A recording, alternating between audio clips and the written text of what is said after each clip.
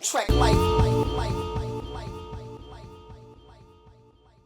What up, y'all? Trek Life Tuesdays, live and direct, back at y'all again. Thank y'all for joining me. Let's go on and just jump right into it, man. I don't want to take too much time, with the introductions and all. Let's talk about the NBA draft. For those of y'all who don't know me or are unfamiliar with me, I am a big-time Laker fan. Probably not the type of Laker fan that you talk to on a regular basis. I actually get in more arguments with my own fan kind, if you will. But yeah, I'm not a big fan of Jeannie Buss. I'm not a big fan of a lot of the decisions that were made. And I think the major witch hunt over Jim Buss was kind of silly and stupid. And, I'm glad Mike D'Antoni got Coach of the Year because he deserved it, because Laker fans treated him so crappily for no good reason. But that's all water under the bridge. Today, we got the NBA draft. And I don't really want to talk about who's going to be drafted or who's going to get the top pick. I more or less want to talk about whether the NBA draft is rigged. Here's my opinion. We're talking franchises and a franchisor, right? That's the reality of what the NBA is. The NBA teams are a bunch of franchises similar to what McDonald's is. I believe Burger King would be the same. I think Subway would be the same. You have basically a bunch of business owners who have the opportunity to buy into a piece of their franchise. Now, I believe that the NBA would manipulate the draft or manipulate a trade or basically manipulate back-end business concerning the NBA. I don't think that that's far-fetched. A lot of people believe that that's just, when a person who loses, their team is losing, they start talking that way. But I've been talking that way for years. I even talked that way when the Lakers win. I say, hey, a lot of business has been manipulated. A lot of argument comes about the Pau Gasol, Marc Gasol trade, but the reality is what Memphis got out of that trade was way more valuable than keeping Pau Gasol. And it was in the league's interest to go ahead and, allow that trade to happen or not really intervene or even encourage that trade, because Marc Gasol was a high prospect to many, and the contracts, Javaris Crittensen's contract and I believe Kwame Brown's contract, if I'm not mistaken, were fairly big contracts, which allowed them to get Zach Randolph. I mean, you look at it, you look now, this is a team that was in the dumpster coming from Vancouver that had nothing, and now they're actually a perennial playoff team with a fan base that shows up every night. I'm telling you, the league is in it for money. Now, what I don't believe is that they would manipulate the business on the court.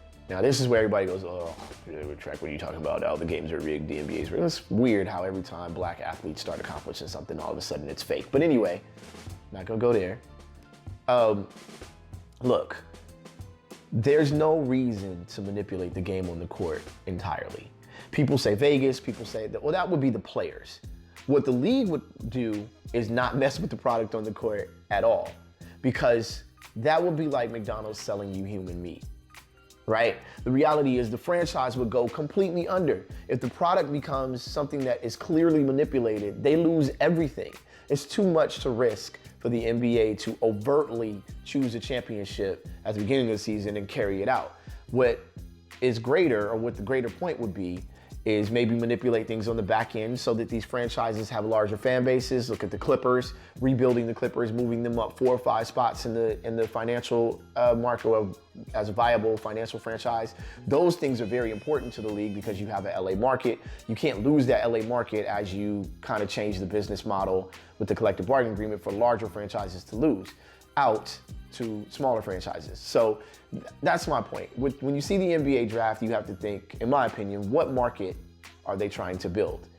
Because if they're trying to build or maintain a market, then those markets that are towards the bottom are going to have higher chances of getting the higher pick.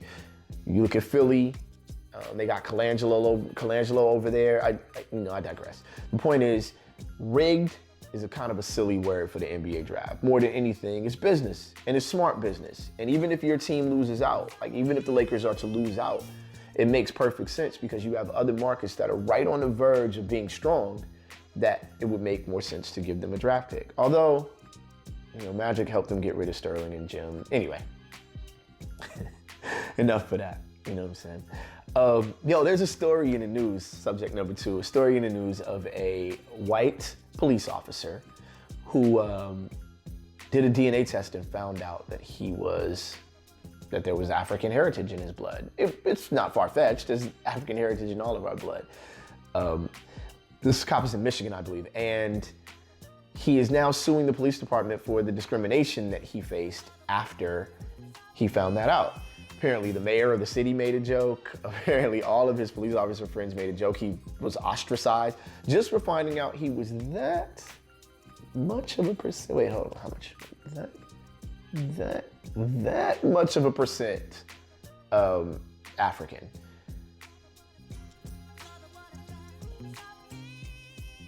Can we all sue? I feel like we all should be able to sue. Yeah, we should. Could we? Somebody check back. Let me know. Can we sue? I want to sue. I want to sue everybody, really.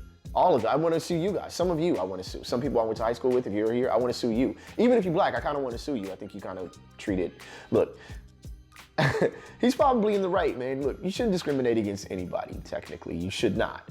Whether this lawsuit is viable, whether it'll go through, whether he'll win, that's less entertaining than this conversation about it. So, let's not bore you with the reality and the facts. Let's just talk about the ideal that someone would sue or be able to sue the police department for discrimination because they found out they were that much of a percent black. Y'all gotta stop, man. All y'all racists gotta stop. Y'all just gotta stop. It's getting old. Has it gotten old yet? I think it's old at this point. It's old, man. Look, you know a ton of people. You know good people, you know bad people, you know stupid people, you know smart people. It's old, man. Be done with it, right? We're gonna talk about this subject probably forever because most people just cannot get over being racist or bigoted. It's something that's in our blood. Leads me to topic number 3. I believe racism is a mental deficiency. I'm not letting people off the hook for being racist. You deserve whatever horrible reality or whatever befalls you for being a racist idiot and a bigoted clown and a prejudiced jerk or whatever. But I believe racism is a mental deficiency because it's often connected to like some other form of depression. You notice like a gang of racists are either alcoholics or drug addicts or emotionally unstable or, pipsqueaks or, I don't know, can't find a job. It just seems like every time life goes bad for one group of people, all of a sudden they need to turn around and disparage the next group of people. Now, talking about black racism against black Americans is a very deep subject, a subject that a lot of you don't want to approach entirely. And a lot of times, even though you down, you don't really be down. And I don't really need you to jump out and protect me in conversations, whatever, man. I can defend myself. I'm fairly intelligent, at least I believe I am. I can discuss racism with anybody. But when the thoughts of perspective show up, when perspective is needed, a lot of you disappear. And to me, that's not necessarily racism. I wouldn't call that racism, but it's very quick and easy. It's very easy to hide behind black folks. Hide behind women when they're being discriminated against. It's very easy to start hiding. So if you want to diminish the mental disease of racism or almost entirely get rid of it, you have to defend somebody that's not you.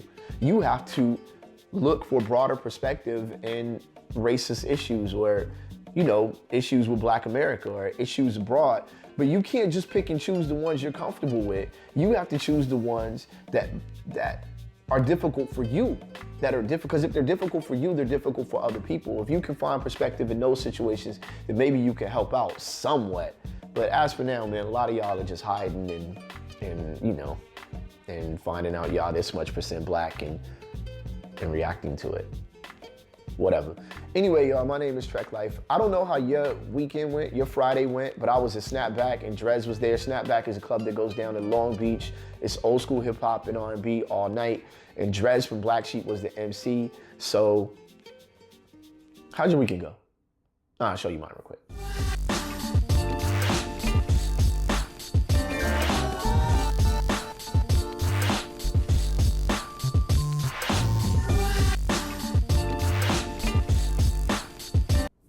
Anyway, hope y'all have a good week, man. This is Trek Life Tuesdays. We'll see y'all next week. Peace. Yo, we gotta be out, y'all. Peace, y'all. But we will be sure to return, y'all. Shout it out, y'all. Peace, y'all.